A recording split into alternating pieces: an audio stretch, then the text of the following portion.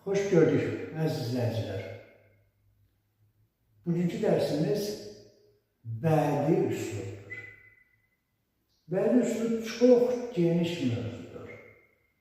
Və mən çalışacağım ki, heç olmasa orta səviyyədə, orta genişlikdə bunu izah edin.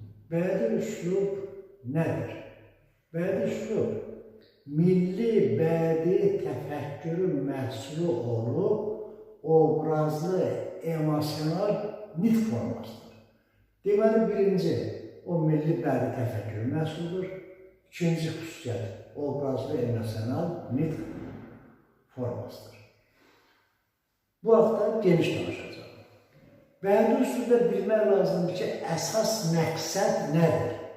Yəni, hər hansı bir sənətkar bir əsər yazırsa, bir şeir, poema, roman, hekayə, bayatı yazırsa, burada onun məqsədi nədir? Bədii üslubda əsas məqsəd oxucuda, dinləyicidə və yaxud tamaşaçıda müəyyən hisslər yaratmaq, müəyyən hisslər doğurmaq, onu həyəcanlandırmaq, onu adi halından fərqli hala salmaq, onda müəyyən emosiyalar doğurmaq. Bütün bədii əsərlərdə əsas məqsəd budur. Kədərləndirmək, sevindirmək, həyəcanlandırmaq, qorxutmaq, ondan sonra nifrət və s.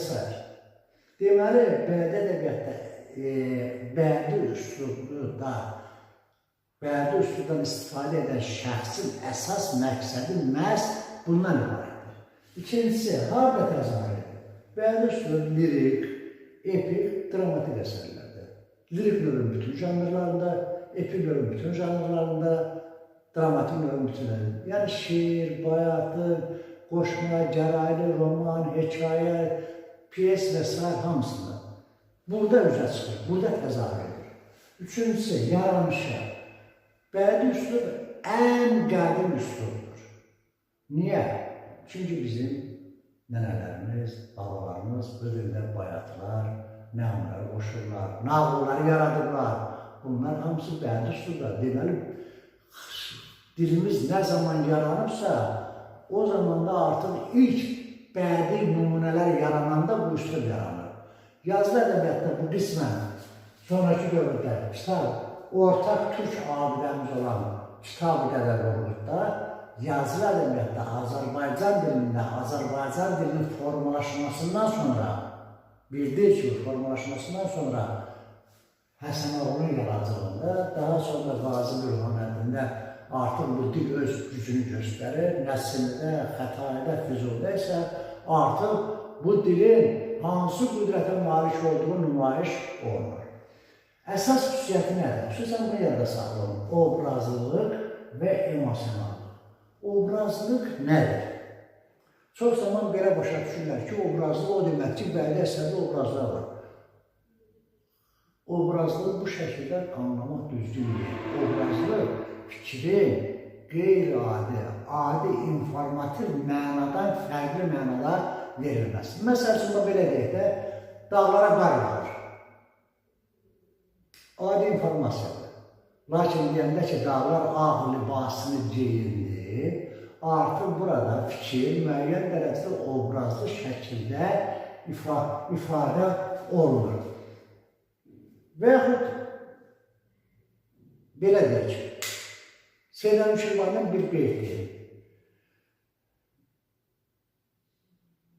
Gün ki, hər saat girib bir əbrara pünhan olur. Gün ki, tez-tez, hər saatda buludların arxasında gizlənir. Vəlçi oldur ki, yarım saalıq bugün üzdən niqab. Səbəb odur ki, yarım bugün üzündən niqabını götürür. O ayrıca həyat hadisəsidir. Günəşin buludun arxasında gizlənməsidir. Yarın görüş şair buna necə məna verir? Bunun səbəbi odur ki, yarım üzündən niqabı saldığına görə onun gözəlliyi qarşısına utanaraq gün gizlənir.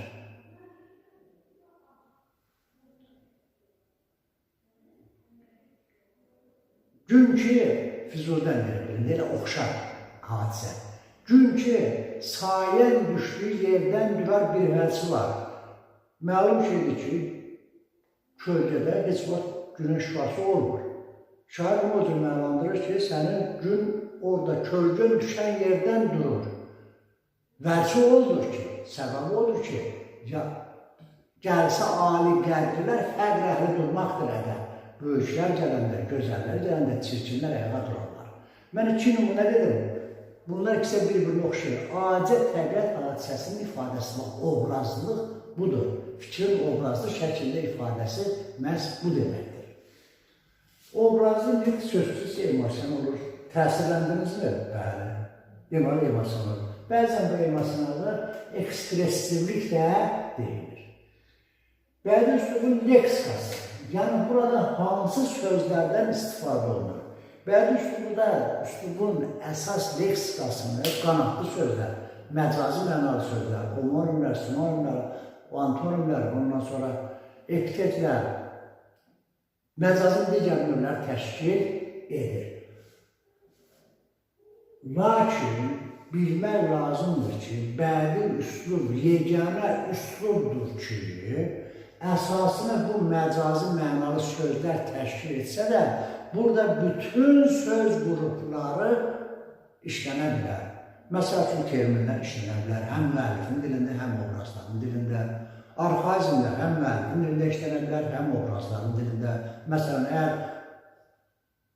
15-ci əsr aid bir əsər yazılırsa, sözsüz ki, burada müəllifin də, obrazların da dilində arxaizmlər olacaq, aydındır. Neologizmlər ola bilər. Sonra varvarizmlər, eləcə də vulqarizm, vulqar sözlər də ola bilər. Lakin bunlar müəllifin dilində, yox, obrazın dilində ola bilər. Deməli, bəzi üslubda hər dialekt sözlər ola bilər, ləhcə xüsusiyyətlər ola bilər. Çünki burada müəllifin əsas məqsədi obrazı fərqləşdirmək, onu başqalarından fərqləndirməkdir. Deməli, bəzi üslubda, xüsusən obrazların dilində bütün dil qruplarının nümunələrine yer verilə bilər. Bu təbiidir. Bəs sintaksi necə olur? Yəni cümlə quruluşu. Bəzi üslubun cümlə quruluşu əsasən daha çox qeyri-normativ cümlələrdən ibarət olur. Qeyri-normativli yaradan bir çox xüsusiyyətlər var ki, onlar haqqında birazdan danışacaq. Lakin bəzi üslubda qeyri-normativ cümlələrlə bərabər hər cür cümlə tiplərindən istifadə oluna bilər. Məsələn, belə deyim də, hər hansı bir qanunda nida cümləsi ola bilərmi? Xeyr, amma bəzi üslublarına yol verilə bilər. Bir sözlə və yaxud götürək elə nidalar, leksik cəhətdən. Bəzi üslubda ola bilər, lakin digər üslubda bəzəkə elmi üslubda mümkün deyil. Yəni bu cəhətdən onun sintaksi çox rəngarəngdir. Lakin burada daha çox elə cümlə tipləri seçilir ki, bu oxucuda müəyyən emosiya yaratsın ki, biz bunlar haqqında bir qədərdən sonra danışacaq. Bəzi üslub ən geniş imkanlara malik olan üslubdur nəticəsinə gəlir. Ona görə də çox zaman bəzi üsluba ədəbi bədi dil verilir. Yəni bütövlükdə ədəbi dil adlandırılır. Bu da bəzi üslubun sözsüz ki, geniş imkanlara malik olması ilə bağlıdır. Obrazlılıq müxtəlif səviyyələrdə özünü göstərir. Bunu obrazlılığın göstəriciləri deyilir. Çox zaman uşaqlar bunu başa düşürlər. Nə deməkdir? Bu deməkdir ki, yəni hansı fonetik, hansı leksik, hansı qrammatik vasitələrlə obrazlıq yaratmaq olar. Buna obrazlığın göstəriciləri deyilir. Obrazlığın 3 səviyyədə göstəricisi var. Fonetik səviyyədə, leksik səviyyədə, qrammatik səviyyədə. Belə deyək də, fonetik vasitələrlə, leksik vasitələrlə və qrammatik vasitələrlə. Obrazlıq fonetik səviyyədə göstəriciləri bunlardır. Alliterasiya, astonans, emosional intonasiya. Alliterasiya nə deməkdir? Alliterasiya eyni səslərin sözlərin əvvəlində işlənməsidir. Məsəl üçün, ilim itmək, işim işıldamaq, böyle bir nümunə. Kərim kişi kəndin kənarında keçləri otlar. Burada ki.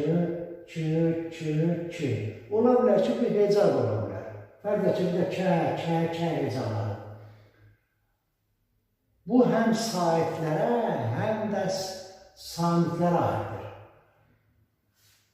Və yaxud uşaqlar deyirlər, dadaşları dəyirmanın dalında, dəründür dəyirmanın dalında və s. bu şəkildədir. Ən azı iki söz bu şəkildə olmalıdır. Məsəl üçün, deyirəm ki, yollar yolçuların yol yoldaşıdır. Burada yolu hərfləri hecası təkrarlanır. Buna alliterasiya deyilir. Assonas nədir? Əgər alliterasiya sözlərin əvvəlində müəyyən səs və hecaların təkrarıdırsa, assonas sözün ortasında, bəzən də axırında müəyyən səs və hecaların təkrarlanmasına deyilir.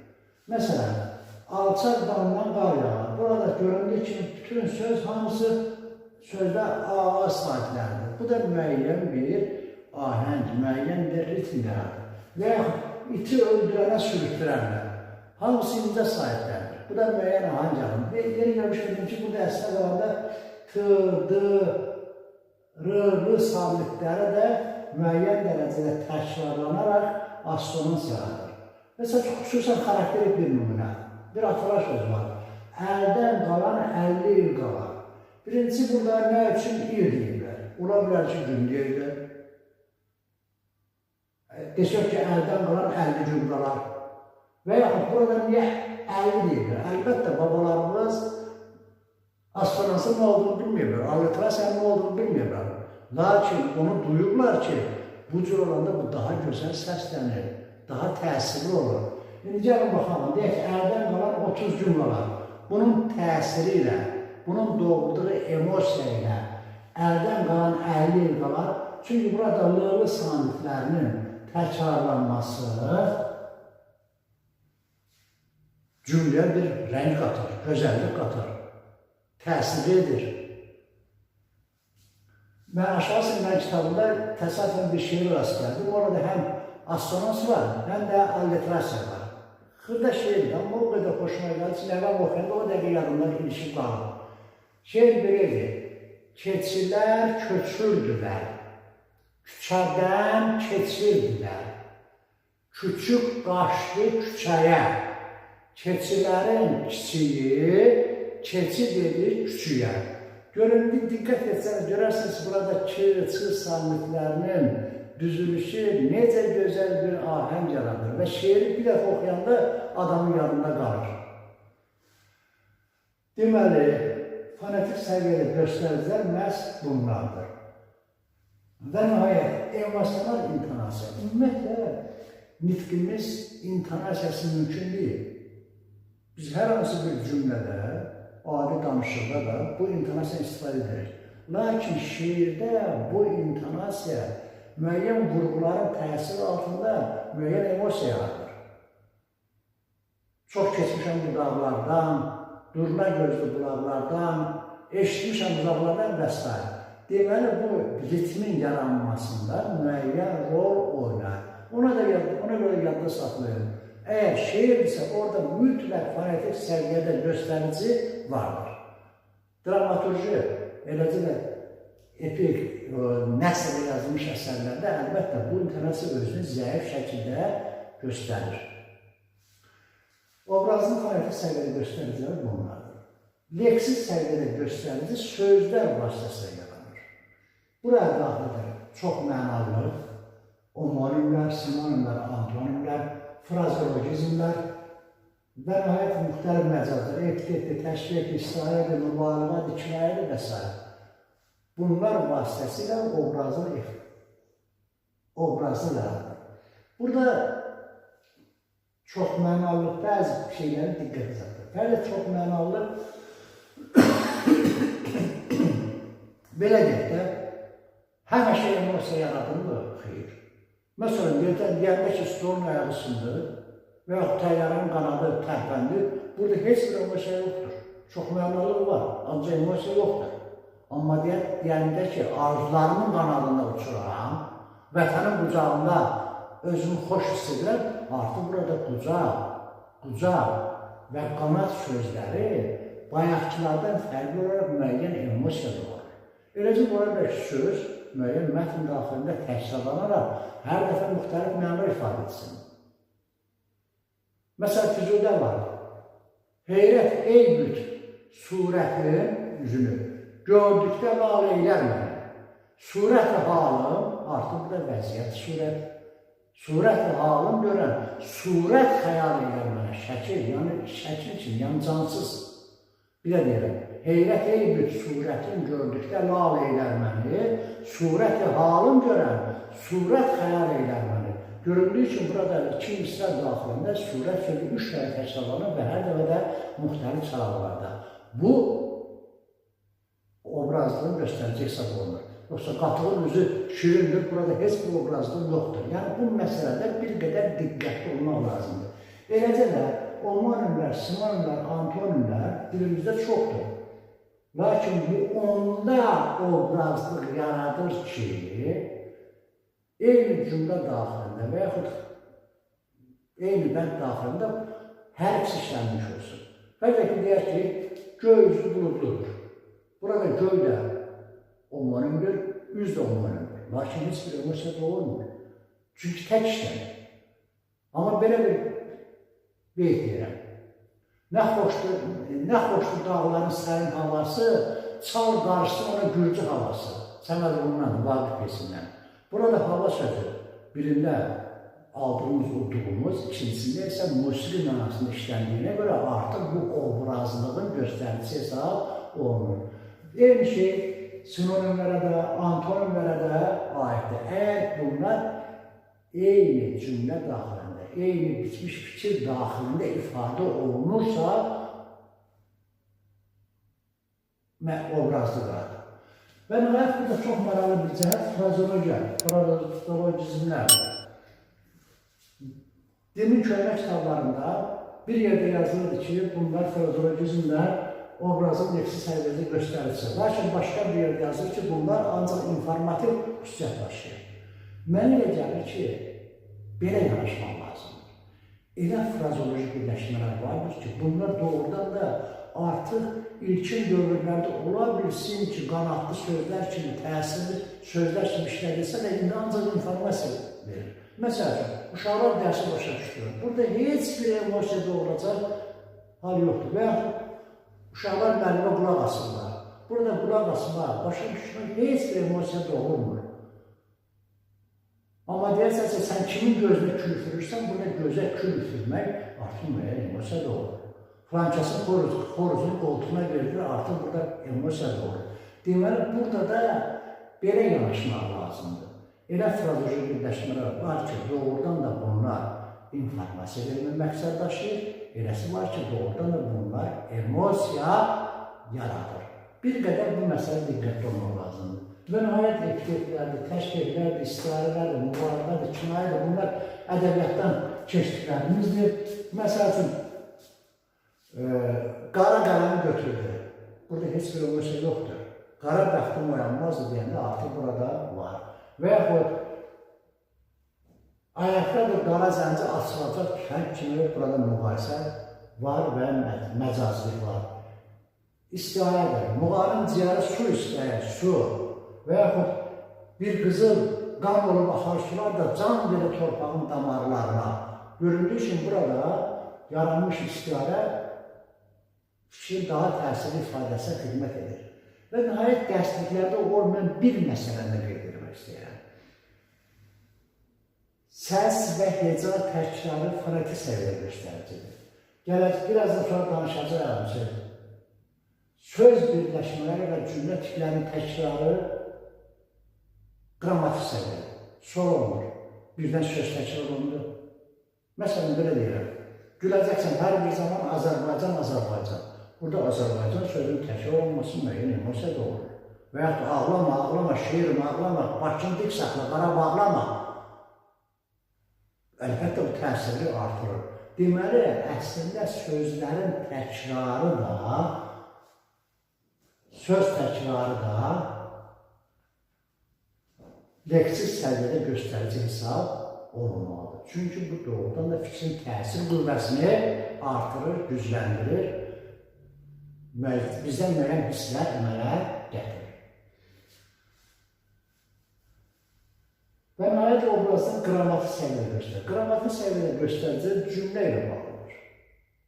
Buna daxildir inversiya, ellipsis. Ellipsis nədir? Söz və ya şəkilçilərin ixtisarı, qəsdən ixtisarı. Və nəhayət söz birləşməsi və cümlə tiplərinin təkrarı qeyri-normativ cümlələr. İnversiya bilirik. Cümlədə söz sırasının dəyişəni. Ayrılarmı Şönəmcandan Azərbaycan, Azərbaycan. Güləcəksən hər bir zaman Azərbaycan, Azərbaycan. Göründüyü üçün burada söz sırası dəyişir və bu şeirdə qaçılmazdır. Eləcə də bir çox sənətkarlar nəsrdə də bundan istifadə edirlər ki, bu da obrazların göstəricisidir. Ellipsis nədir? Ellipsis ixtisar mənasını verir. Müəyyən söz və ya şəkilçinin ixtisarı. Məsələn, söz ixtisasına sinif nümayəndəsi gedir, direktor müavinindən soruşur, falan müəllim buradadır, yox. Oradan qışqırır, boş. Bir dənə boş sözü verir. Lakin bu boş sözünün hansı məna var? Əslində qalanda burada cümlənin bir neçə üzvü qəsdən buraxılır. Falan müəllimin dərsi boşdur. Və yaxud, vətən uğrunda irəli hücum edək, ixtisar olunur. Hamı seçkilərə getsin, ixtisar olunur. Bakı zəhmətkeşlərindən qulaq almasın, göndərək ixtisar olunur. Bu sözlər ixtisardır. Eləcə də dilimizdə daha çox şəkilçilərin ixtisarı özünü göstərir. Azərbaycan qayalarda bitən bir çiçək, bir şəkilçi ixtisar olunur. Aygün hələ soyulmamış toy paltarını, şiirin vəzninə görə dır şəkilçisi ixtisar olunmuşdur. Eləcə də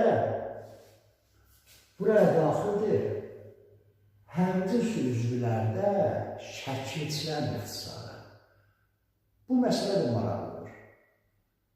Əlbəttə, o kitab, dəftər və qələmlərini yığışdırdı. Burada kitab, dəftər, qələm sözündəki, kitab, dəftər sözündəki cəm, mənsubiyyət, hal şəkilçilə ixtisar olunur. Emosiya doğrulur. Əlbəttə, obrazın səviyyəsi olsa da emosiya doğrulur. Uşaqlar deyir, gülür, oynayırdılar. Burada da idi hissiyacı, bunlar ixtisar olunur. Hər halda yazılıb, mən bu vaxtda əlavə bir video çəkmək istəyirəm. Və nəhayət söz birləşməsi və cümlə tiplərinin ixtisarı. Məsələn, söz birləşməsi əvvəlcə cümlə haqqında. Yadın, Cəfər Cabbarlının Od gəlində üzr istəyirəm. 1905-ci əsərində belə bir yer var. İndi ola bilsin bir qədər dəqiq demirəm, amma fikir çatdıram. Mən düşmənəm sizin qanlı taxtacınıza. Mən düşmənəm sizin insan ətliyən iki başlı qartlarınıza. Mən düşmənəm sizin filan üzərində qurulmuş hakimiyyətinizə və s. Burada mən düşmənəm cümləsi 3 cümlənin əvvəlində təkrar olur. Bu üzr istəyən təkrar. Eləcə olaraq söz birləşməsi təkrar olur. Məsələn, belə bir deyəcək, özümdən quracam. Niyə məhz mən gələndə gülüşürsünüz? Niyə məhz mən gələndə siz pıçıldaşırsınız? Niyə məhz mən gələndə siz hamınız qaçmağa çalışırsınız? Göründüyü üçün burada niyə məhz mən gələndə birləşməsi təkrar olunur və müəyyən təkidlilik bildirir ki, bu da obrazlığın leksik, qrammatik səviyyədə göstəricisidir. Və nəhayət qeyri-normativ cümlələr. Əlbəttə, müəyyən şəkilçi ixtisarı olmuşsa, söz sırası dəyişirsə, bu özü ilə cümlənin qeyri-normativliyi deməkdir. Lakin bəzən, xüsusən mən Əkrəmin, ondan sonra Elçinin, ondan sonra Sadi Əhmədovun əsərlərinə çox rast gəlmişəm ki, elə cümlələrdir ki, bu cümlələri qrammatik cəhətdən təhlil etmək mümkün deyil. Çünki yazıcı müəyyən fikri ifadə edərkən, o cümlə quruluşuna diqqət etmir. Çalışır ki, məhz fikrini oxucuya daha təsir şəkildə çatdıra bilsin. Deməli, öyrəndik ki, obrazlı fonetik, leksik, qrammatik səviyyə göstəriciləri nə deməkdir? Bunları bir-birindən ayrı düşünmək olmaz. Ola bilər ki, eyni cümlədə həm fonetik, həm leksik. Məsəl üçün, görəcəksən hər bir zaman Azərbaycan, Azərbaycan. Azərbaycan, Azərbaycan təkrar olunur. Leksik səviyyədə görəcəksən metafora leksik səviyyədədir, aydındır, söz sırası dəyişir, qrammatik səviyyədir. Emosional intonasiyadır, fonetik səviyyədir. Deməli, iki misalıq şeirdə həm iki var. Ona görə bunlara kompleks şəkildə yanaşmaq lazımdır. Təcil etmək düzgün deyil. Bədii üslubun təzahür formaları hansılardır? Bədii üslubun təzahür formaları şeir dilidir, nəsr dilidir, qrammatik dilidir.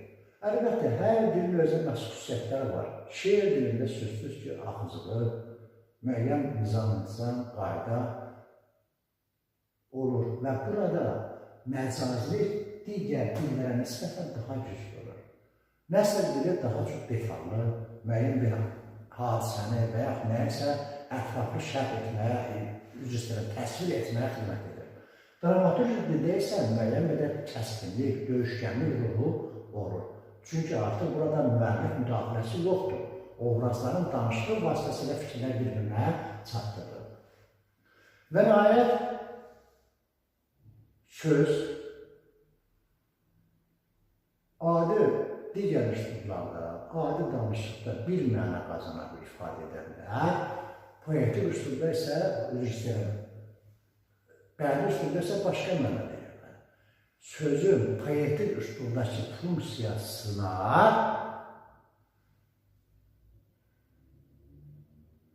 poetizm deyilir. Poetizm nədir? Poetizm, doğru deyək ki, məcazi mənalı sözdür. Əgər söz məcazi mənada işlənirsə, deməli, bu poetizmdir. Bəzək ki, acı günlərimiz başladı. Əgər desək ki, acı bibər yedim, bu informativ mənadır. Acı günlərimiz başladıysa, artıq burada söz informasiya yox, daha çox emosional məqsəd daşıyır və poetizmdir, məcazi mənalı sözdür. Mən məcazlar haqqında danışmadım, çünki ədəbiyyatdan artıq bunu keçirsiniz, bilirsiniz. Və yekun olaraq demək istəyirəm ki, bədii üslub üzərində düşünərkən nəyə diqqət edilməlisin? Bax, əgər bu hər hansı bir bədii əsərdən bir nümunədirsə, deməli bədii üslubdadır. Və burada məcazilik, bu dediyimiz xüsusiyyətlər öz əksini tapır. Bədii üslub haqqında yığcam bu qədər. Əgər suallarınız olarsa, daha geniş məlumata ünvanıma göndərə bilərsiniz. Suallarınızı elinizdə YouTube kanalında qeyd edə bilərsiniz. Cavablandıracağım. İzahımı bəyəndinizsə, bəyənmə işarəsini vurun. Kanalıma abunə olun. Və yaxşı olar ki, dostlarınızla paylaşın ki, onlar da kanalımla tanış olsunlar. Bugünlük bu qədər. Sağ olun. Gələn görüşürüz.